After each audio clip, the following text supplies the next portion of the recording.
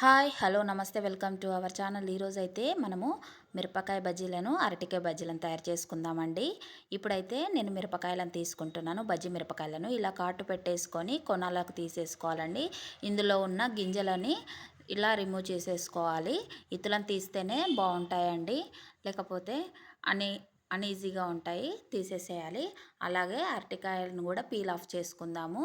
తొక్కను మరిగా తీసుకోవద్దు, మామూలుగా తీసేసుకొని కొనలకు కట్ చేసేసుకొని స్లైసెస్లా పొడుగ్గా కట్ చేసి పెట్టేసుకుందామండి. అలాగే వాటర్లో పసుపు వేసుకొని అందులో వేసేసుకుందాము. సన్నగా స్లైసెస్ అన్నీ ఈవెన్గా కట్ చేసుకొని వేసుకుందామండి. ఇక్కడ ఒక బౌల్ తీసుకొని శనగపిండిని అయితే తీసుకున్నానండి. వామును వేసుకుంటున్నాను. అలాగే జీలకర్ర, పసుపు, ఉప్పు, కొద్దిగా వంట సోడాను వేసుకుంటున్నాను. జింజర్ గార్లిక్ పేస్ట్ వేసుకొని మొత్తంని పిండిని అయితే ఈవెన్గా కలుపుకున్నానండి. అలాగే కొద్దిగా వాటర్ పోసుకుంటూ కొద్దిగా కలుపుకోవాలి. ముద్దల ఫామ్ కాకుండా కొద్దిగా వాటర్ పోసుకుంటూ ఈవెన్గా పిండిని అయితే పలచగా కలుపుకోవాలండి. పిండి అనేది బ్యాటర్ చాలా కలుపుకుంటే మంచిగా ప్లఫీగా వస్తాయండి. అలా అనేసి ఒక ట్రాన్స్ఫార్మ్గా ఇట్లా కలిపేసుకోవాలండి. పిండిని అయితే ఎంత కలుపుకుంటే అంత గుల్లగా క్రిస్పీగా వస్తాయి. ఇలా ఫామ్ చేసుకోవాలి. పిండిని అయితే ఇలా ఈవెన్గా కలుపుకొని మన వేలికి ఇట్లా పొరలాగా పల్చటి పొరలాగా ఉండేటట్టు చూసుకోవాలి. మీకు పట్టేటట్టు ఉంటే వాటర్ వేసుకొని ఈ స్టేజ్లో కలిపేసి పక్కన పెట్టేసుకుందామండి పిండిని అయితే. ఇప్పుడు ఒక ప్యాన్ తీసుకొని స్టవ్ ఆన్ చేసుకొని ఆయిల్ పెట్టేసుకుందాము. ఆయిల్ హీట్ అయిందండి.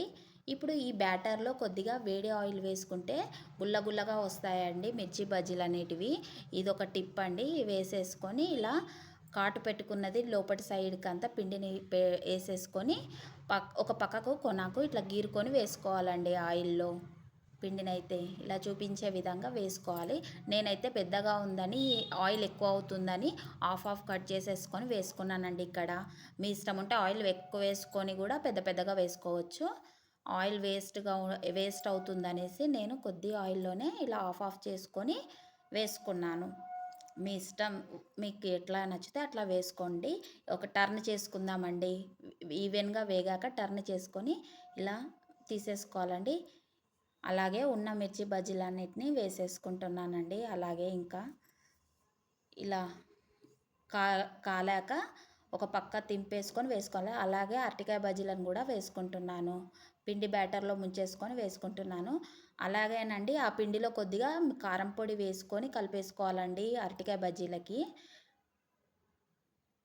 వేసుకొని ఇలా ఈవెన్గా కాల్చుకొని తీసుకోవాలి. అంతేనండి, మిర్చి బజ్జీలు అరటికాయ బజ్జీలు రెడీ.